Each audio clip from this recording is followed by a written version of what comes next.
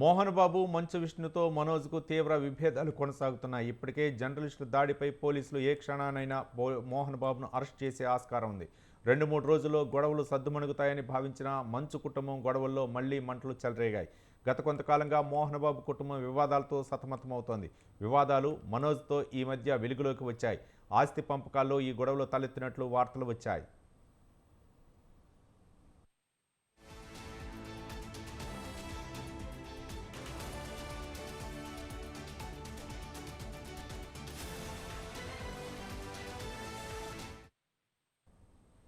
ఇదిలా ఉండగానే మోహన్ బాబుకు హైకోర్టులో చొక్కెదురైంది. జల్పల్లిలోని నివాసం వద్ద కంట్రోల్ తప్పి ఒక మీడియా ప్రతినిధిపై మైక్ తీసుకొని దాడికి పాల్పడ్డారు మోహన్ బాబు. దీంతో ఆయన తీవ్రంగా గాయపడ్డారు.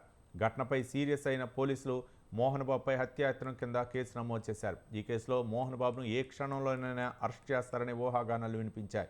ఈ క్రమంలో ఆయన ముందస్తు బెయిల్ కోరుతూ ఇటీవల పిటిషన్ దాఖలు చేశారు.